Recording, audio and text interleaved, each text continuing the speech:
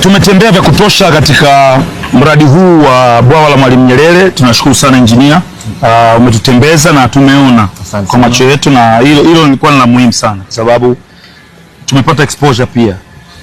Naomba kwa kumalizia utuambie kuhusiana na maji haya sasa ambayo tumeona ni kama ziwa limetengenezwa. Naam. Mpaka sasa hivi yamefikia kina gani, na wananchi wanaruhusiwa kuvua humo ndani kwenye bwawa hili, au kuna shughuli gani za kibinadamu ambazo zinaendelea humo ndani? Lakini kingine, nimeona kuna mamba wengi sana ambao wako maeneo haya. Vipi kuhusiana na wafanyakazi? Mamba na wafanyakazi, najua hiyo inaweza kuwa ni tatizo. Unaweza kuwatumia kama kitoweo. Kwa kuta wafanyakazi wa TANESCO wageuzwa kitoweo na mamba. Sawa sawa. Asante sana Baba Levo. Hapo mnapoliona hili nalo ndo bwawa letu sasa, bwawa la Julius Nyerere. Unavyoona jinsi linavyoonekana ni kama ziwa. Na ni kweli kabisa, ukiangalia viwango vya ukubwa wa maziwa, na hili ni moja wapo la ziwa tunaweza tukaliita. Tunamshukuru pia Mama Samia, ameweka historia katika ramani ya dunia. Ukichukua ziwa Natron, unavyoliona ile ziwa Natron lenyewe ni dogo kuliko hili ziwa la kuliko hili bwawa la Mwalimu Julius Nyerere. Kwa hiyo ni kama ziwa ambalo limetengenezwa na Dr. Samia sana. Kaleta picha mpya kwenye dunia. Tunaweza tukasema kwa kifupi, ukichukua atlas ya dunia, Mama Samia katengeneza ziwa naye. That is very nice. Bwana, mimi kwa sasa hivi maji tulionayo ni ya kutosha, na ndo hao tunatumia kuzalishia umeme. Na sasa hivi na msimu wa masika nao umeshaanza, mvua zinaendelea kunyesha pia na maji yanaendelea. Yamefika asilimia ngapi sasa? Sasa hivi tupo kwenye level ya 174. Na tulikuwa tunatakiwa tupate level gani? Level ya chini kabisa huwa ni 163. Kwa hiyo tumeshazidi, tuko juu sana. Mko juu. Na level ya juu kabisa na level ya 184. Kwa bado kama 6 tu. Kama 10 hivi tuseme. Ndio kwa mmemaliza. Ndio tumemaliza, yani ukubwa na ujazo wa bwawa hili kubeba maji. Kuna muda lilijaa kabisa na mkalipunguza kidogo.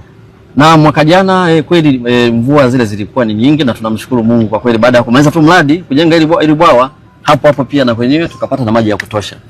Kwa hiyo maji kwa kweli yalijaa vizuri na tukapunguza kidogo tu. Kuna sehemu ambayo kwa ajili ya kupunguzia ili isiunguze mitambo yetu. Kuna mageti hapa, mageti 7. Endapo tukipata maji mengi, kwa tunafungulia kidogo yale mageti ili kuyaruhusu yaendelee na njia yake ile ya asili.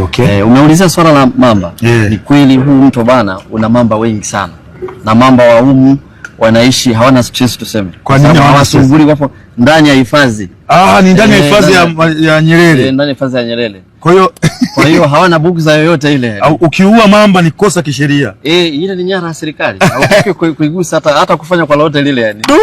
Alafu pili, kuhusiana na usalama wa wafanyakazi, hakuna eneo ambalo mfanyakazi linamfanya aende kule mtoni. Kwa hiyo kwa maana usalama upo wa hali ya juu. Wala hakuna changamoto na mamba amedhibitiwa asipande juu. Na mamba amedhibitiwa asipande juu. Na mamba kwanza juu haji, kwa sababu huu mtu una samaki wengi sana na chakula chao kimo humo ndani.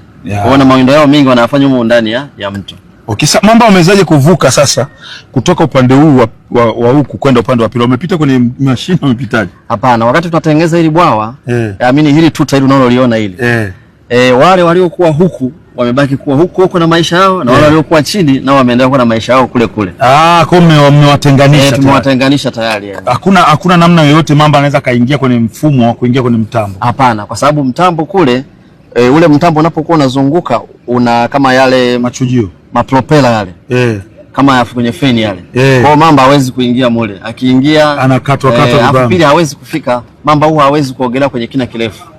Ile sehemu ambako maji yanapita chini underground, chini ya andaki, mamba kule huwa hawasogei na hawezi kukaa kulingana na asili yao.